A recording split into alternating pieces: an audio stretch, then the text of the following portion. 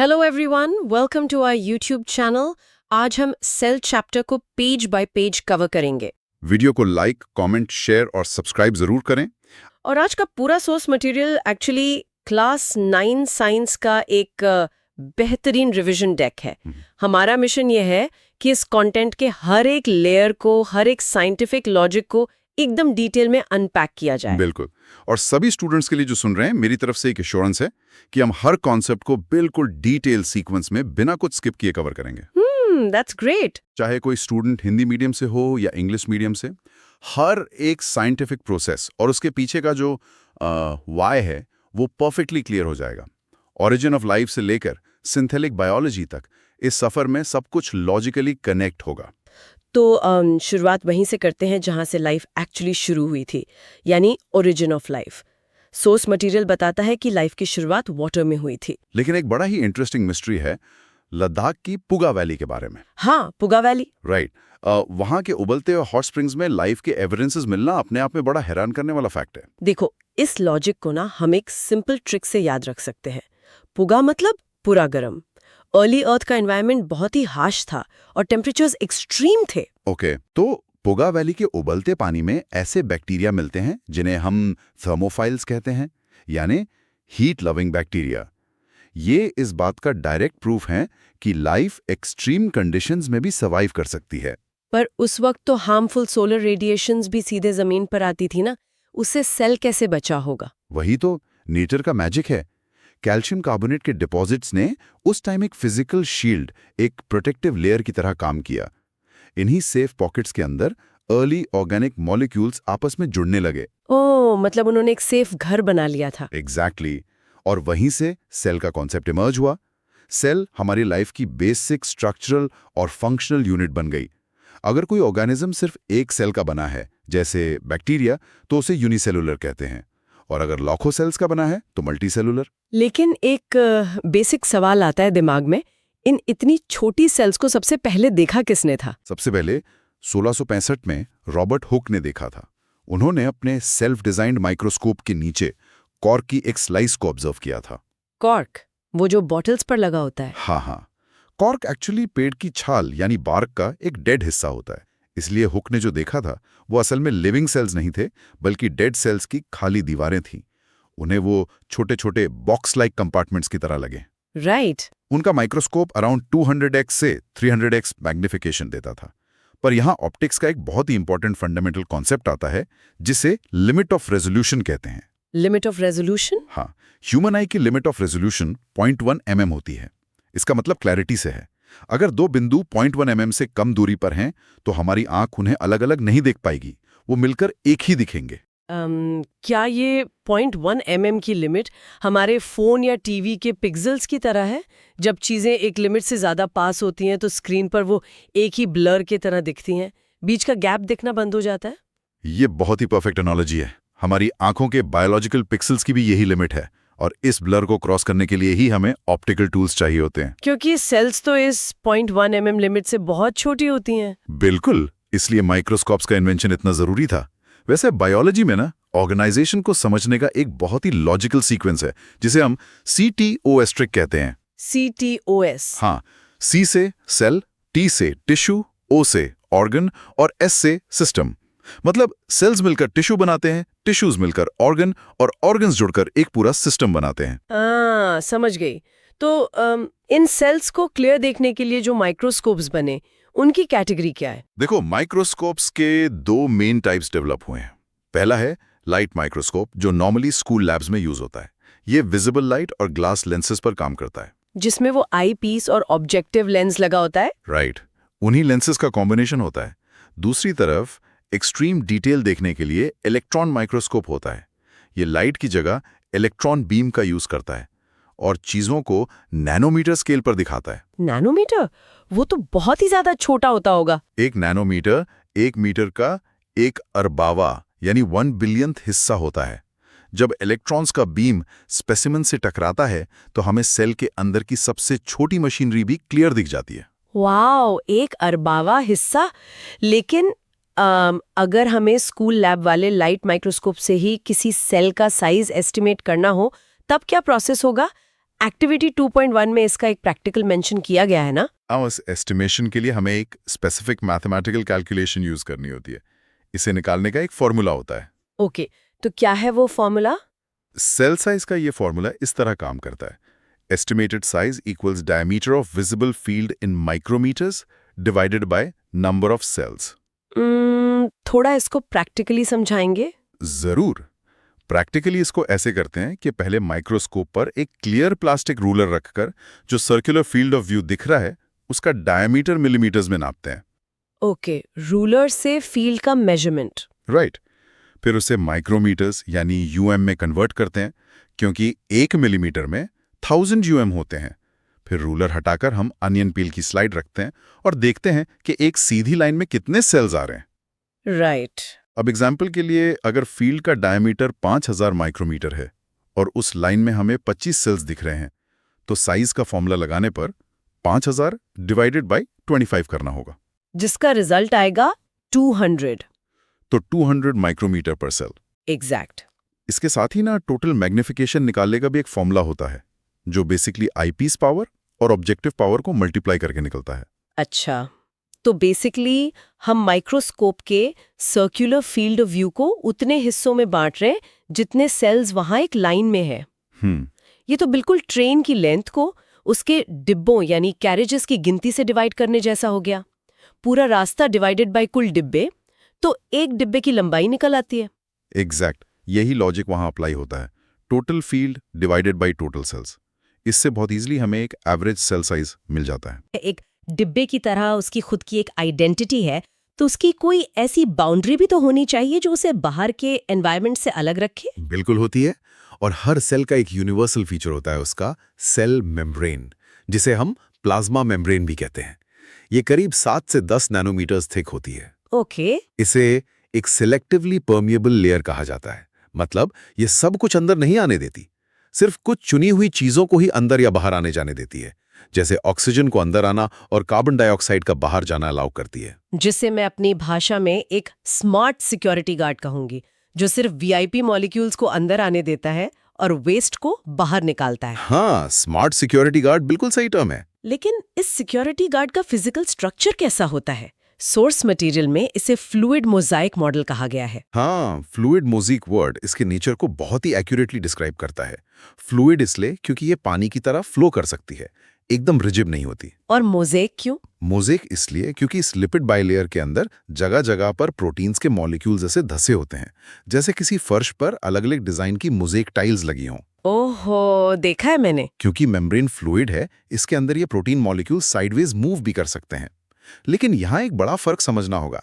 अगर हम animal, plant और बैक्टीरियल सेल्स को कंपेयर करें, तो प्लांट और बैक्टीरिया सेल्स में इस प्लाज्मा मेम्ब्रेन के बाहर एक और एक्स्ट्रा लेयर होती है, जिसे सेल वॉल कहते हैं। Exactly, cell wall. Animal cells में ये लेयर बिल्कुल नहीं होती। तो प्लांट्स को इस एक्स्ट्रा लेयर यानी सेल वॉल की जरूरत क्यों पड़ती है? क्योंकि सोचो, प्लांट्स अपनी जगह से भाग तो सकते नहीं है। राइट, वो चल नहीं सकते। उन्हें तेज हवा, बारिश और अचानक टेम्परेचर चेंजेस को एक ही जगह खड़े रहकर सहना होता है।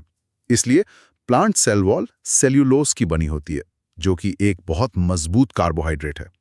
ये एक रिजिड सपोर्ट, एक हेलमेट की तरह काम करती है प्लांट्स के लिए। अच्छा। और एक ध्यान देने वाली बात यह है कि मेम्ब्रेन सिलेक्टिवली परमिएबल थी, पर सेल वॉल पूरी तरह परमिएबल होती है, उसमें से कुछ भी गुजर सकता है। तो इस सिलेक्टिव परमिएबिलिटी के कॉन्सेप्ट को टेस्ट करने के लिए एक्टिविटी 2.2 और 2.3 में ऑस्मोसिस के एक्सपेरिमेंट्स हैं, पहले पोटैटो सेल्स पर और फिर अनियन या चीक सेल्स पर। आखिर ये ऑस्मोसिस फिजिकली काम कैसे करता है? ऑस्मोसिस ना सिंपली पानी का मूवमेंट है। पानी हमेशा हाई कॉन्सेंट्रेशन से लो कॉन्सेंट्रेशन की तरफ फ्लो करता है, एक सिलेक्टिवली परमिएबल मेम्ब्रेन के आर पार। ओके। अगर हम एक आलू यानी पोटैटो के टुकड़े को सादे पानी में रखें तो बाहर पानी ज्यादा है और सेल के अंदर कम है, तो नेचुरल फिजिक्स के हिसाब से क्या होगा? पानी सेल के अंदर चला जाएगा। बिल्कुल, और सेल फूल जाएगा यानी स्वेल हो जाएगा। इसे एंडो ऑस्मोसिस कहते हैं। और अगर उल्टा करें तो?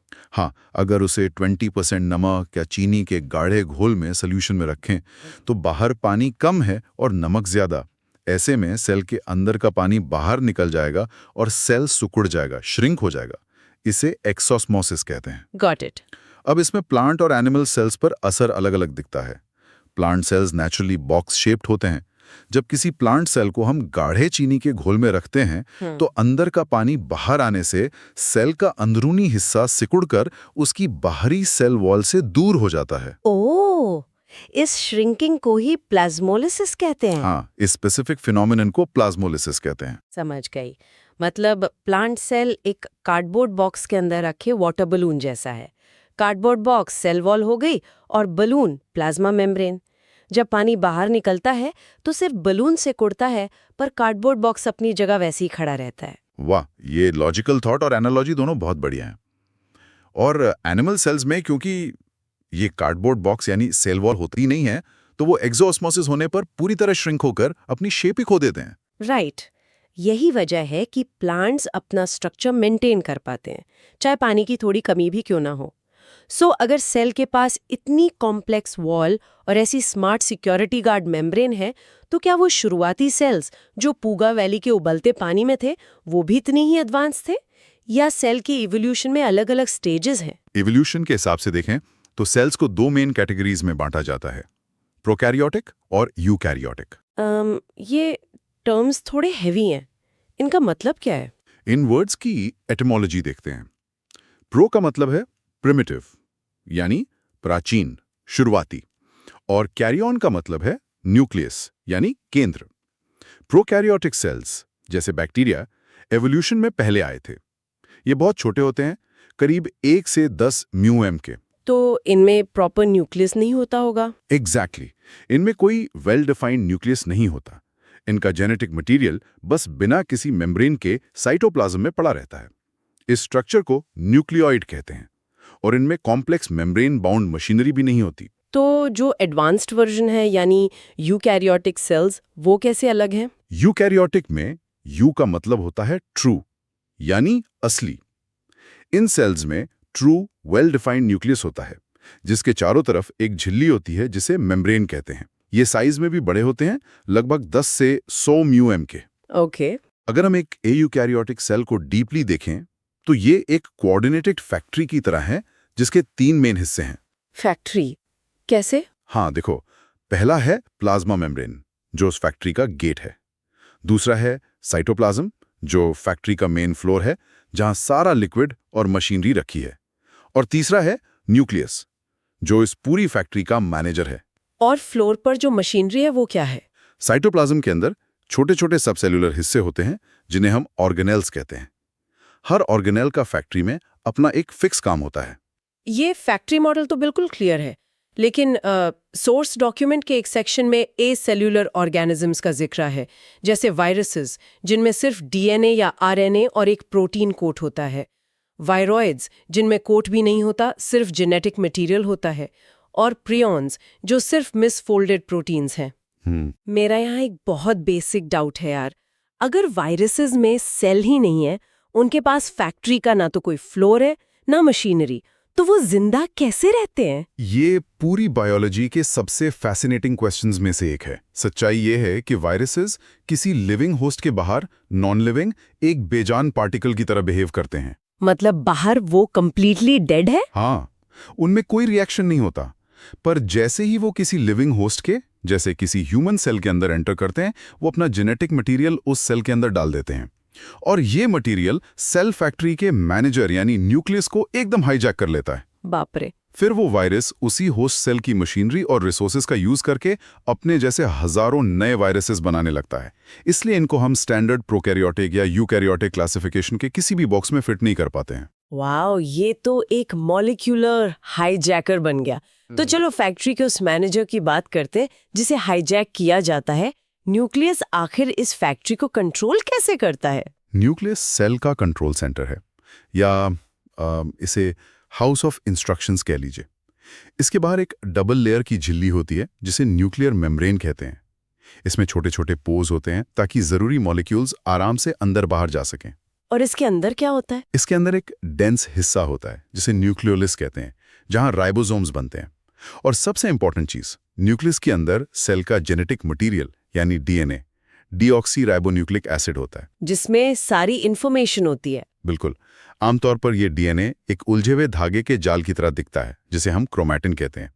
पर जब भी सेल डिवाइड होने वाली होती है तो ये धागे गाढ़े होकर एक प्रॉपर रॉड शेप में आ जाते हैं, जिन्हें क्रोमोसोम्स कहते हैं। ओह, तो क्रोमेटिन ही बदलकर क्रोमोसोम्स बनता है? हाँ, और इन्हीं डीएनए के फंक्शनल हिस्सों को जीन्स कहते हैं, जो सारी इंफॉर्मेशन और फिजिकल ट्रेट्स एक जनरेशन से दूसरे जनरेशन तक कैरी करके ले जाते हैं। इस कंट्रोल सेंटर यानी न्यूक्लियस का एक बहुत ही इंटरेस्टिंग एक्सेप्शन डॉक्यूमेंट में हाईलाइट किया गया है।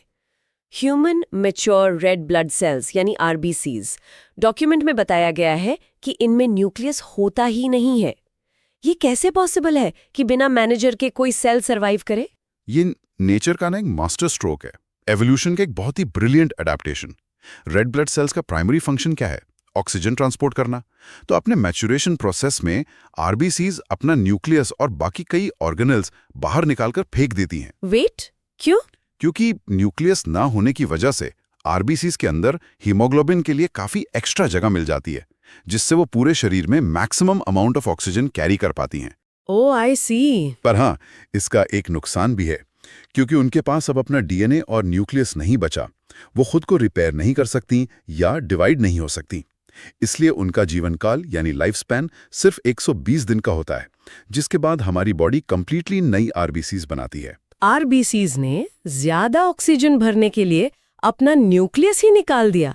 ये तो बिल्कुल वैसा है जैसे कोई अपनी गाड़ी में ज्यादा लगेज रखने के लिए गाड़ी की स्टीयरिंग व्हील, डैशबोर्ड और सारी एक्स्ट्रा सीट्स ही बाहर निकाल के फेंक दे। एक ही मकसद है, डिलीवरी स्पेस को मैक्सिमाइज करना। ये बिल्कुल वैसा ही ट्रेड ऑफ है। अब चलो इस मैनेजर के अलावा फैक्ट्री के बाकी डिपार्टमेंट्स को थोड़ा एक्सप्लोर करते हैं। हर फैक्ट्री को पावर चाहिए होती है, राइट? ऑब्वियसली। तो सेल के पावर डिपार्टमेंट को माइटोकॉन्ड्रिया कहते हैं। इसे सेल का पावर हाउस यानी बिजली घर कहा जाता है, क्योंकि ये हमारे खाने को तोड़कर एटीपी के रूप में एनर्जी बनाता है। एटीपी यानी एडिनोसिन ट्राइफॉस्फेट। ये एटीपी ना सेल की एनर्जी करेंसी है, जिसे खर्च करके सेल काम करता है। हाँ, और माइटोकॉन्ड्रिया की एक बड़ी खासियत उसकी इनर मेम्ब्रेन है, जिसमें क्रिस्टे नाम के डीप फोल्ड्स होते हैं। ये फोल्ड्स अंदर का सरफेस एरिया बढ़ाते हैं ताकि ज्यादा से ज्यादा एनर्जी प्रोड्यूसिंग केमिकल रिएक्शंस एक साथ हो सके। अच्छा, पावर तो मिल गई फैक्ट्री को, लेकिन मैन्युफैक्चरिंग कहाँ होती है? प्रोटीन्स और बाकी मटेरियल्स इस सेल के अंदर कहाँ बनते हैं? उसके लिए हमारे पास एंडोप्लाज्मिक रेटिक्यूलम यानी ईआर और राइबोसोम्स होते हैं। ईआर एक बड़ा इंटरकनेक्टेड नेटवर्क है ट्यूब्स और शीट्स का। अब देखो, जिस ईआर के सरफेस पर राइबोसोम्स चिपके होते हैं, वो माइक्रोस्कोप के नीचे थोड़ा खुरदरा यानी रफ दिखता है, इसलिए उसे लेउस-ईआर या आरईआर कहते हैं। बिल्कुल सही। और इन राइबोसोम्स का मेन काम है प्रोटीन्स बनाना। दूसरी तरफ जो ईआर स्मूथ होता है, जिसे एसईआर कहते हैं, उस पर राइबोसोम्स नहीं होते। उसका काम है फैट्स यानी लिपिड्स और कुछ जरूरी हार्मोन्स बनाना। सो ईआर प्रोटीन्स और फैट्स मैन्युफैक्चर कर रहा है। लेकिन यार, एक फैक्ट्री अपने बने हुए प्रोडक्ट्स को फैक्ट्री फ्लोर पर वैसे ही तो बिखरावा नहीं छोड़ सकती ना। उन्हें पैक करके सही जगह पे भेजना भी तो जरूरी है। तो इस सेल में क्या कोई शिपिंग डिपार्टमेंट भी है? बिल्कुल है, और उसे गोल्जी एपैरेटस कहते हैं। इसकी खोज 1898 में कैमिलो गोल्जी ने बार्न आउल, जो कि एक आउल की प्रजाति होती है, उसके नर्व सेल्स में की थी। ईआर में जो भी प्रोटीन और लिपिड बनते हैं, वो सारे गोल्जी एपैरेटस के पास आते हैं। फिर गोल्जी क्या करता है उनका? गोल्जी उन्हें रिसीव करता है, उनमें कुछ केमिकल मॉडिफिकेशंस करता है और फिर उन्हें छोटी छोटी थैलियों यानी वेसिकल्स में पैक करके सेल के अंदर अलग अलग जगहों पर या फिर सेल के बाहर भेज देता है। ये तो एकदम पोस्ट ऑफिस की सॉर्टिंग और पैकेजिंग फैसिलिटी की तरह काम कर रहा है। एग्जैक्ट वही फंक्शन है इसका। और इसके अलावा गोल्जी एक और बहुत जरूरी ऑर्गेनेल बनाता है, जिसे हम लाइसोसोम कहते हैं। लाइसोसोम्स, इन्हें डॉक्यूमेंट में सुसाइड बैग्स कहा गया है। ऐसा क्यों? क्योंकि लाइसोसोम असल में सेल का वेस्ट डिस्पोजल और रिसाइकलिंग सिस्टम होते हैं।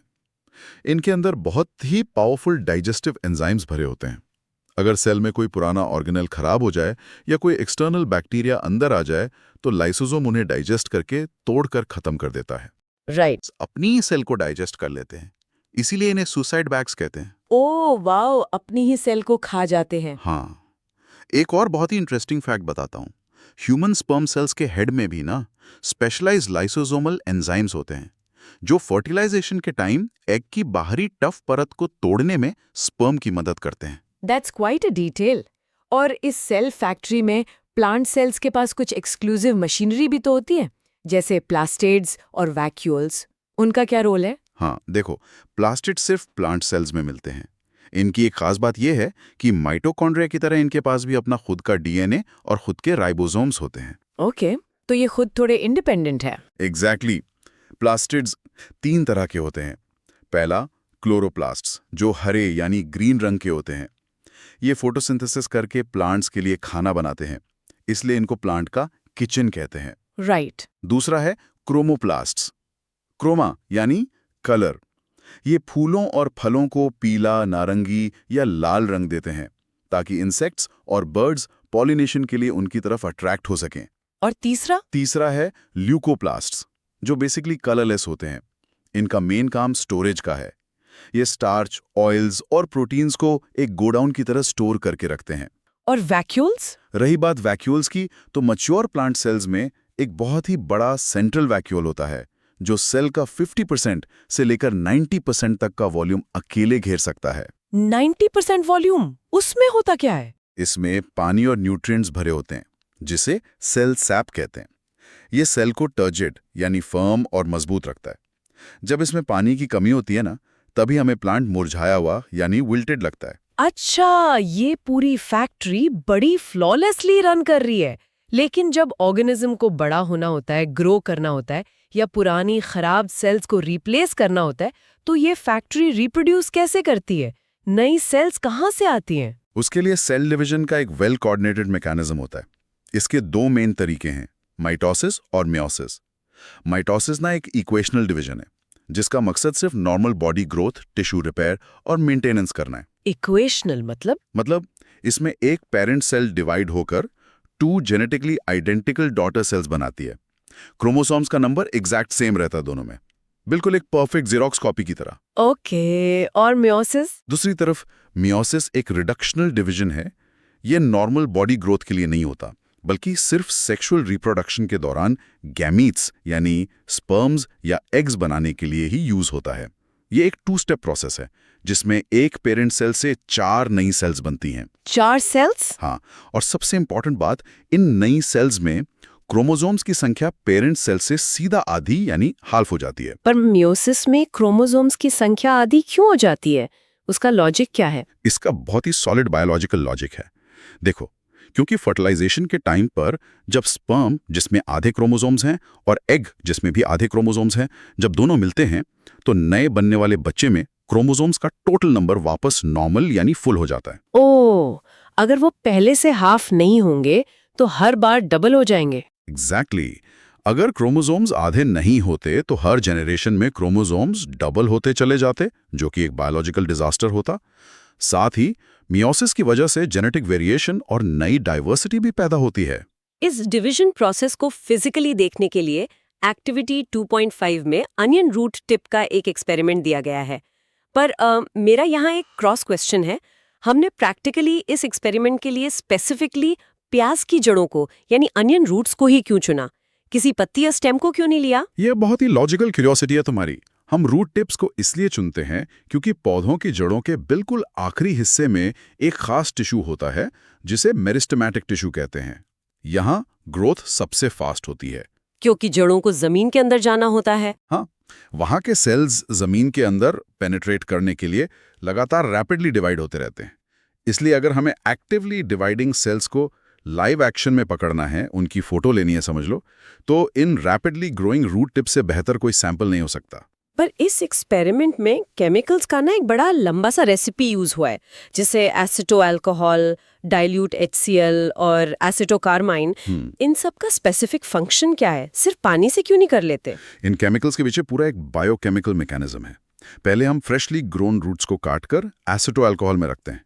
इसमें एक ग्लेशियल एसिटिक एसिड और इथेनॉल का 1:3 रेशियो होता है। इससे क्या होता है? इसे फिक्सेशन कहते हैं।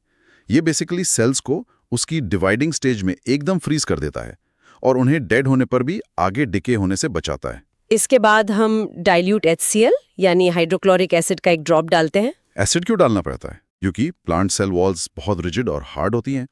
HCl उन वॉल्स को डिसॉल्व करके थोड़ा सॉफ्ट कर देता है ताकि टिश्यूज आसानी से अलग अलग हो सके। फिर आता है सबसे जरूरी स्टेप, एसीटोकार्माइन स्टेन। स्टेन मतलब कलर करने के लिए? हाँ, पर ये कोई आम कलर नहीं है। ये एक स्पेसिफिक डाई है जो केमिकली सिर्फ डीएनए और क्रोमोसोम्स के साथ बाइंड करती है और उन्हें ब्राइट पिंक कलर देती है। बाकी पूरी सेल को कलर नहीं करती। ओह, हाईलाइट हो जाते हैं क्रोमोसोम्स? बिल्कुल। और आखिर में कवर स्लिप लगाकर हम अंगूठे से जेंटली स्क्वॉश करते हैं, यानी प्रेस करते हैं।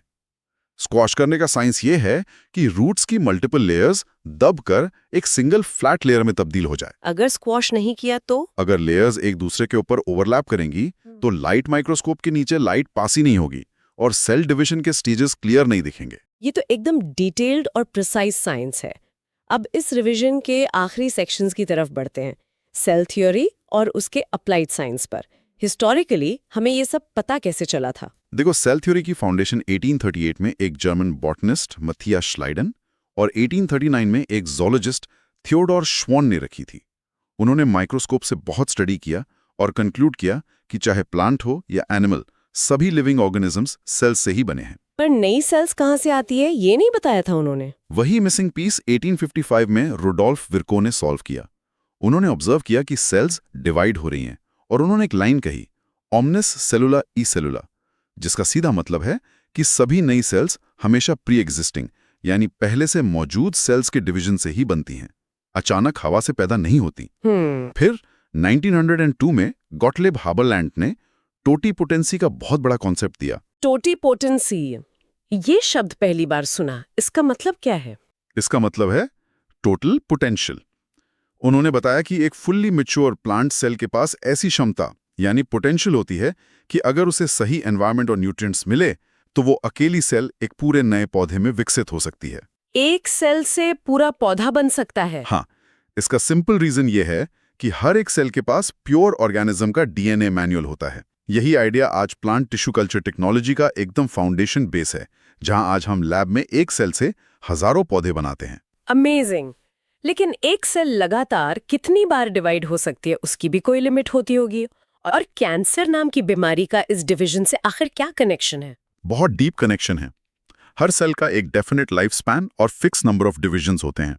एनिमल सेल्स में बॉडी ग्रोथ को बैलेंस करने के लिए एक नेचुरली प्रॉपर्टी होती है जिसे कॉन्टैक्ट इनहिबिशन कहते हैं। ये कैसे काम करता है? जब एक नॉर्मल डिवाइडिंग सेल ग्रो करते हुए किसी दूसरी सेल को टच करती है तो उसको एक केमिकल सिग्नल मिल जाता है कि भाई स्पेस खत्म हो गई है और वो आगे डिवाइड होना बंद कर देती है। एक सेफ्टी ब्रेक की तरह? एग्जैक्ट, एक सेफ्टी ब्रेक समझ लो। जैसे बस की सीट पर जब किसी के बगल में कोई आकर बैठ जाता है तो हम फैलना बंद कर देते हैं ना। हाँ हाँ। लेकिन कैंसर सेल्स में क्या होता है कि डीएनए म्यूटेशन की वजह से ये ब्रेक टूट जाता है। वो अपना कॉन्टैक्ट इनहिबिशन कंप्लीटली भूल जाते हैं और बगल में सेल होने के बावजूद अनकंट्रोलेबली और रैपिडली डिवाइड होते रहते हैं। और इसी लगातार अनकंट्रोलेबल डिवीजन का फाइनल रिजल्ट ट्यूमर होता है। तो इस अननेसेसरी ग्रोथ को रोकने के लिए सेल फैक्ट्री में क्या कोई ऑटो डिस्ट्रक्ट बटन भी होता है डॉक्यूमेंट में, जिसे प्रोग्राम्ड सेल डेथ या पीसीडी कहते हैं? बिल्कुल। पीसीडी एक प्रॉपर्ली जेनेटिकली रेगुलेटेड प्रोसेस है जहां सेल अपने आप को डिस्ट्रॉय कर लेती है अगर वो किसी काम की नहीं बची है या सीवियरली डैमेज हो चुकी है। ये नॉर्मल लाइफ प्रोसेस के लिए बहुत जरूरी है। इसका कोई रियल लाइफ एग्जाम्पल है? इसका सबसे अमेजिंग एग्जाम्पल ह्यूमन एम्ब्रियोलॉजी में दिखता है। जब एक भ्रूण यानी एम्ब्रियो माँ के पेट में विकसित हो रहा होता है तो शुरू में हमारी सारी उंगलियों के बीच स्किन होती है, एक वेब की तरह। अच्छा। डेवलपमेंट के दौरान इस पीसीडी के जरिए ही वहां बीच की सेल्स नेचुरली मर जाती हैं और उंगलियां अलग हो जाती हैं। अगर पीसीडी ठीक से काम ना करे तो बच्चों की उंगलियां बतख यानी डक की तरह जालेदार या वेब्ड पैदा हो सकती हैं। पीसीडी बेसिकली हमारी बॉडी को परफेक्टली स्कल्प करता है। Mind blowing. और इसी डॉक्यूमेंट के एंड में सिंथेटिक बायोलॉजी का जो जिक्र है वो तो सीधा किसी साईफाई मूवी का सीन लगता है यार। क्रेग वेंटर का एक्सपेरिमेंट, ऐसा लगता है जैसे किसी हार्डवेयर में नया सॉफ्टवेयर इंस्टॉल किया गया हो। ये एक्सपेरिमेंट सच में मॉडर्न बायोलॉजी का एक माइलस्टोन था। 2010 में साइंटिस्ट जे क्रेग वेंटर ने एक माइकोप्लाज्मा माइकोइडीज नाम के बैक्टीरियम के प्योर डीएनए सीक्वेंस को कंप्यूटर पर स्टडी किया। ओके। फिर उन्होंने लेबोरेटरी में आम केमिकल बिल्डिंग ब्लॉक्स का यूज करके उस डीएनए की एक एग्जैक्ट लैब कॉपी बनाई, जिसे हम सिंथेटिक डीएनए कहते हैं। फिर उन्होंने एक दूसरे बैक्टीरियम का ओरिजिनल डीएनए निकालकर उस खाली सेल में, जिसमें अब सिर्फ साइटोप्लाज्म और मेम्ब्रेन बची थी, अपना ये सिंथेटिक डीएनए डाल दिया। फिर क्या हुआ उस सेल का? हैरानी की बात यह थी कि उस खाली होस्ट सेल ने नए आर्टिफिशियल डीएनए के इंस्ट्रक्शंस को बिल्कुल ठीक पढ़ा। उसने ग्रो किया और सक्सेसफुली डिवाइड भी हुआ। इस एक्सपेरिमेंट ने प्रैक्टिकली साबित कर दिया कि डीएनए असल में सेल का सॉफ्टवेयर है, जो उसके प्योर फिजिकल हार्डवेयर को कंट्रोल करता है। वाओ, खाली सीपीयू में नया ऑपरेटिंग सिस्टम डाल दिया गया हो जैसे। इन हाई लेवल कॉन्सेप्ट्स के अलावा हमारी डे टू डे लाइफ और एग्जाम्स के हिसाब से इन प्रिंसिपल्स की क्या एप्लीकेशन है? एग्जाम्स और डेली लाइफ के हिसाब से कुछ प्रैक्टिकल मैकेनिज्म्स हमें समझने जरूरी हैं, जैसे कैरेट ऑस्मोसिस। अगर गाजर को प्लेन सादे वाटर में रखें तो एंडोस्मोसिस से पानी उसके अंदर जाएगा और वो एकदम क्रंची हो जाएगी। पर अगर उसे सॉल्ट वाटर में रखें तो एक्सोस्मोसिस से पानी बाहर निकल जाएगा और वो रबर जैसी पिचपिची सॉफ्ट हो जाएगी। सही बात है। और वो आलू वाला एक्सपेरिमेंट? हाँ, पोटैटो कप्स एक्सपेरिमेंट हमें कच्चे आलू का कप बनाकर ऑस्मोसिस देख सकते हैं। पर ध्यान रखने वाली बात यह है कि अगर आलू को उबाल दिया जाए, बॉईल कर दिया जाए, तो ऑस्मोसिस बिल्कुल नहीं होगा। क्यों नहीं होगा बॉईल करने पर? क्योंकि बॉइलिंग से सेल मेम्ब्रेन कंप्लीटली मर जाती है, डिस्ट्रॉय हो जाती है। इससे साबित होता है कि ऑस्मोसिस के लिए सेल मेम्ब्रेन का लिविंग होना बहुत जरूरी है। डेड सेल सेलेक्टिवली परमिएबल नहीं रह सकती। और यही सेम प्रिंसिपल हमारी फूड प्रिजर्वेशन में यूज होता है। जैसे घर में अचार, आंवला या नींबू में हम ढेर सारा नमक या चीनी मिला देते हैं ना। हाँ, प्रिजर्वेटिव की तरह। ये आसपास एक हाइपरटोनिक एनवायरनमेंट यानी गाढ़ा घोल बनाता है। जब भी कोई बैक्टीरिया खाना खराब करने उस पे आता है तो एक्सोऑस्मोसिस की वजह से बैक्टीरिया के अंदर का सारा पानी निकल जाता है और वो तुरंत मर जाता है। खाना सेफ रहता है। वाओ, हर एक प्रोसेस का व्हाई और हाउ आज बिल्कुल शीशे की तरह साफ हो गया है। ये वो एक्साइटिंग और ग्राउंड ब्रेकिंग क्वेश्चंस हैं जो फ्यूचर की बायोलॉजी को डिफाइन करेंगे। Thank you. इस पीडीएफ के लिए ज्वाइन करें हमारा free study notes Telegram channel. Link video के डिस्क्रिप्शन बॉक्स या यूट्यूब चैनल के डिस्क्रिप्शन बॉक्स में मिल जाएगा। धन्यवाद। जय हिंद, जय भारत।